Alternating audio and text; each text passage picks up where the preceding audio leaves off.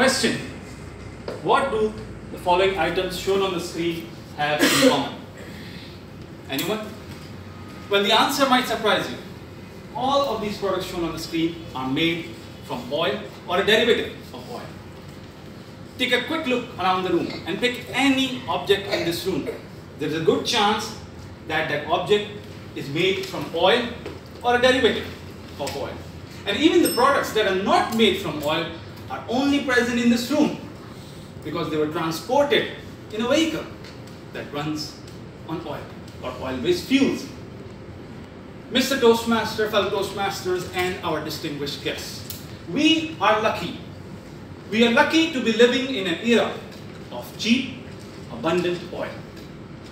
It affords us a lifestyle that even the greatest kings and conquerors in history could only dream of achieving.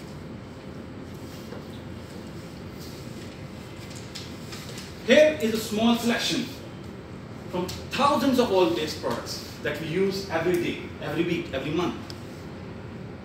What will happen if these products were taken away from us tomorrow, a month later, or a year later? But what is most surprising is, despite the value of oil-based products, bulk of the oil that we generate, that we extract today, is burned away as fuel in the transport sector. Almost 80% of oil that is consumed today goes towards air transport, land transport, and sea transport.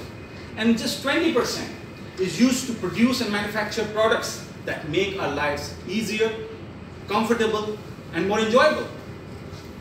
So why is that such a big problem, you might wonder? Well, the problem is that, like all fossil fuels, oil is a finite resource, which means that eventually the world will run out of oil. And therefore burning it away for energy is just like burning Picasso's for heat. Picasso, of course, a very legendary painter of the 20th century. But long before we run out of oil, long before we extract the final few barrels of oil, mankind has to face up to the challenge of peak oil. Peak oil is the point in time when the global oil production has reached its maximum value, never to increase again. Beyond that point, the oil production will enter a period of permanent, irreversible decline. It is important to note that peak oil is not concerned with how much oil is left or how much oil is remaining in reserves. It is chiefly concerned with the production rate. So as an example, let's say if somebody has $1 million in their bank account. Can they be considered wealthy? Can they retire on that amount? Well, the answer depends on their lifestyle. If they're spending $3,000, $4,000, $5,000 a month, they can continue maintaining that lifestyle for many, many years to come on that $1 million. But if somebody is spending $50,000, $100,000 a month, $1 million will only last a few months. So the concept of peak oil is actually not new. You can observe this peak in virtually every single oil field present in the world. And over here we have produced two examples from Alaska and Texas. And this characteristic graph you can observe in every field around the world.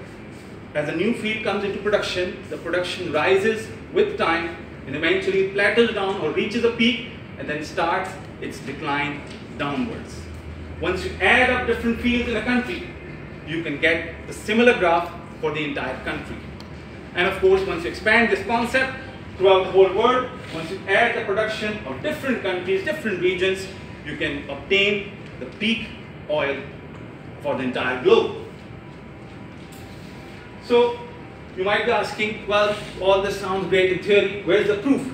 So the proof, the number one proof is that the top 20 mega fields in the world have already peaked and they are declining at a rate of 5 to 8% depending upon the region. And these fields are responsible for roughly 20–25% of global oil production. This is a fact, this is not a theory.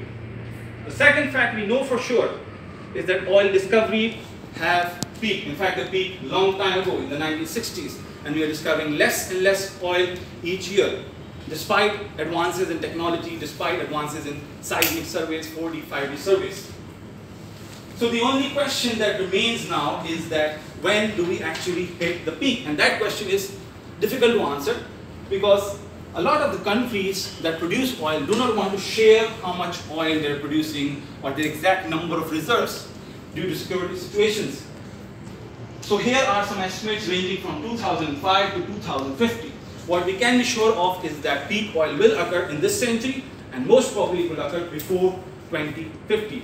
So given the ages of the audience present over here, I think a lot of us will see peak oil in our lifetime. So the next logical question then is, what will happen after the peak? Will the world come to an end? Well, I don't know the answer. But for the answer, I look towards the second Prime Minister of UAE. These golden words that he said when oil was first discovered in Dubai. Sheikh Rashid bin Saeed Al Maktoum, he said that my grandfather rode a camel. My father rode a camel. I drive a Mercedes. My son drives a Land Rover. His son drives a Land Rover. But his son will ride a camel. The party is over. Mr. Toastmaster.